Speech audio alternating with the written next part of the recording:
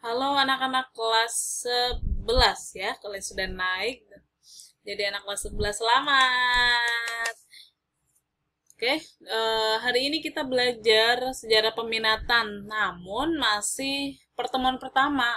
Jadi saya hanya mengenalkan materi apa aja yang bakal kita bahas di semester ini. Berarti satu semester dulu ya. Kita sebut dengan nama silabus. Silabus itu berarti kumpulan materi-materi ya, dari 2 semester. Tapi kita bahas yang satu semester dulu aja ya. Tetap semangat walaupun kita belajarnya melalui belajar online atau daring lagi ya. Kita berdoa, kita berusaha, kita selalu jaga kesehatan agar kita belajarnya nanti di sekolah offline gitu ya, kayak dulu lagi ya. Terakhir kalian belajar offline itu kan kelas 9 ya. Sekarang udah kelas 10 aja. Gak apa-apa ya. Yang penting tetap semangat, tetap serius belajarnya, tidak berbohong ketika mengerjakan tugas, tetap tugasnya dikerjakan sendiri gitu.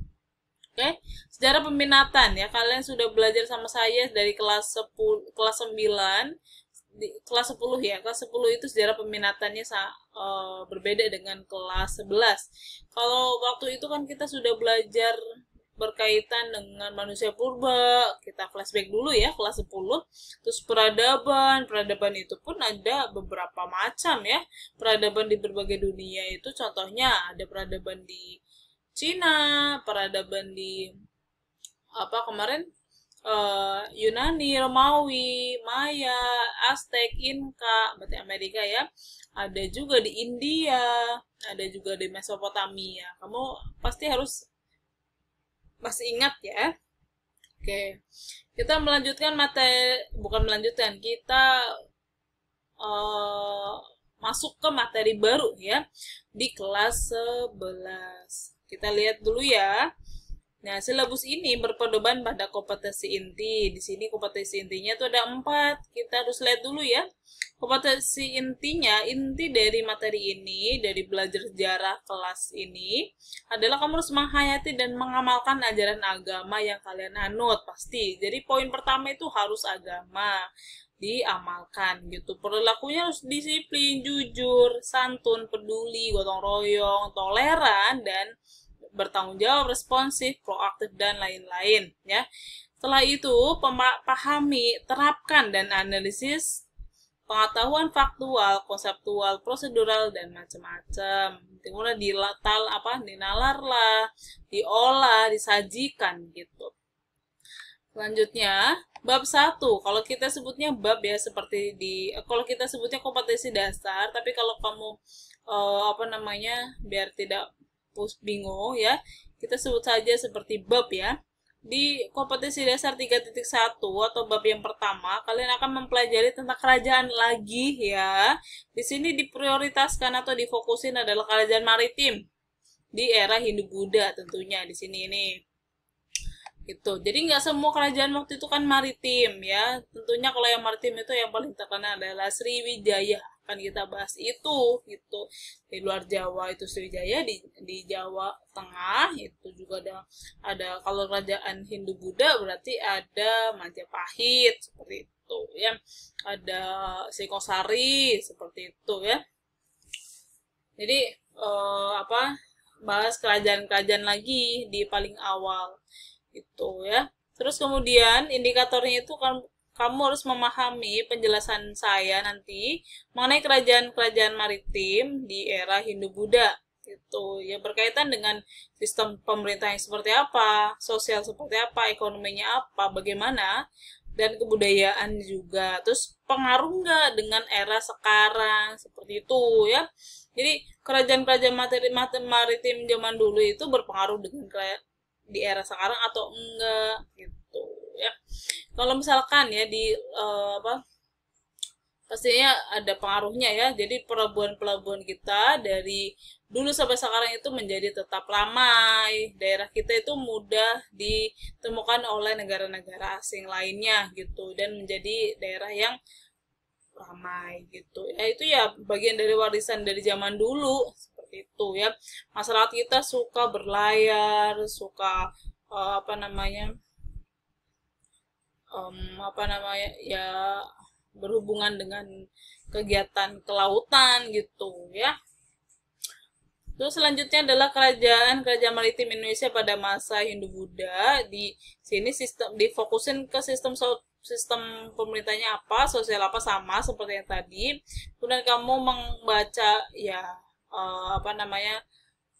materinya ada di buku. Bisa saja nanti saya gambarkan sebuah peta atau video gitu ya.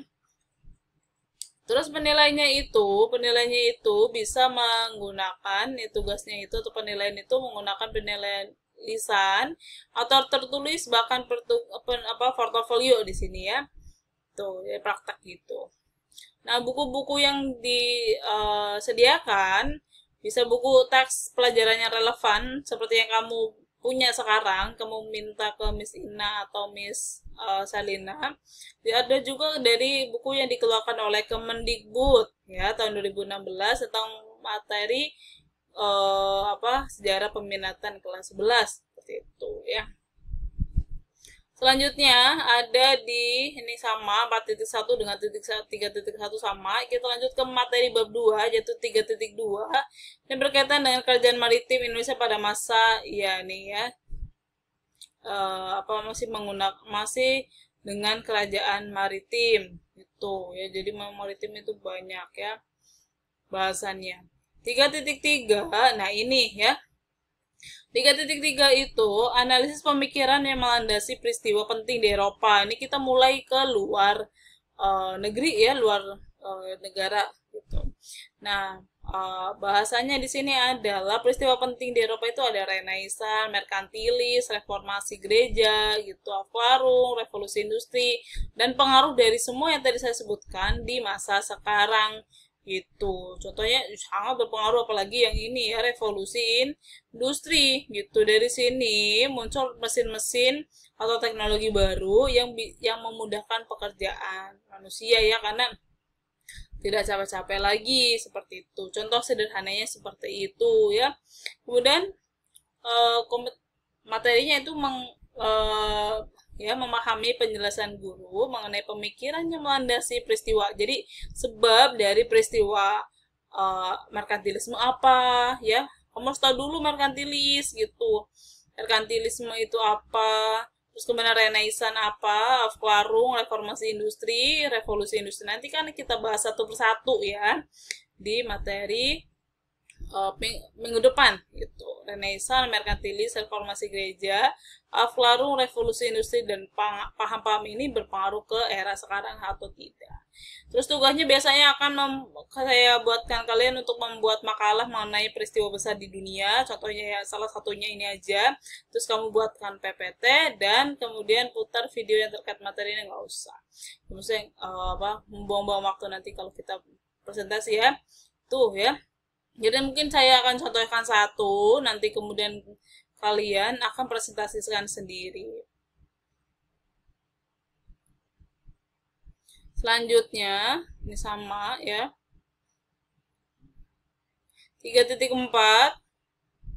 Selain kita bahas mengenai revolusi industri, Aufklärung, Renaissance, Merkantilis yang tadi di depan di atas, kita juga akan bahas mengenai di bab 4 di sini revolusi besar.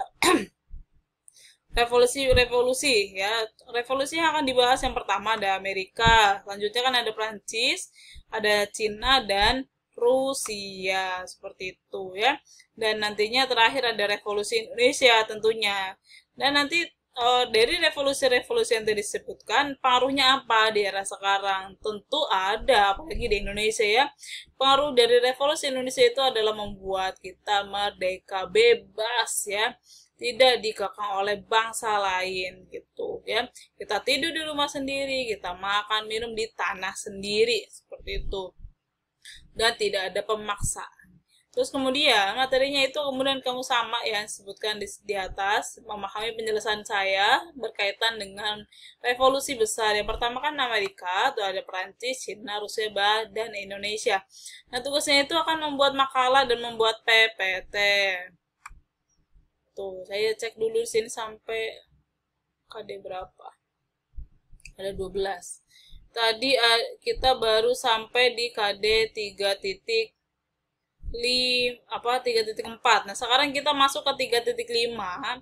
Ini adalah materi terakhir di semester 1 ya.